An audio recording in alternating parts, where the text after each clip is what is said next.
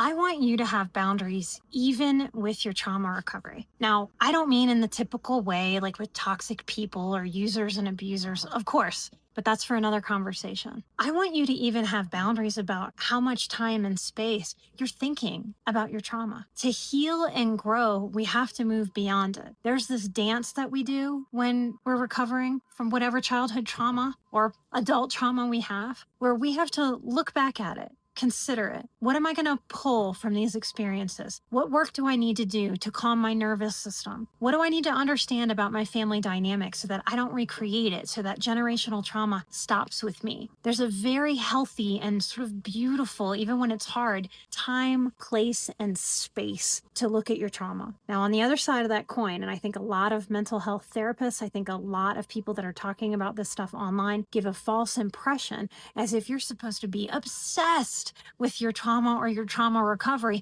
until you're healed. It's not really how it works. So I even want you to have boundaries. And a simple way to think about a boundary is I'm willing to do this. I'm not willing to do this. So I'm willing to really look in all the dark corners, but I'm not willing to obsess on the history of what happened to me. I'm willing to look back towards greater understanding of what shaped me as I move forward. I'm unwilling to get lost processing my history. If we're supporting someone who is a trauma survivor, it's like, I'm willing to support their recovery. I'm not willing to be sort of a verbal punching bag for their trauma recovery process. We heal this world when we do the work that we each need to do individually. So think about, what are you willing to do? What are you not willing to do? Where are you with your trauma history? Are you obsessing? Do you feel like you're living? To get out of survival mode, we have to get out of survival mode. What's good today? How far have I come? Instead of how far do I still need to go? How do you support yourself in being your own cheerleader towards living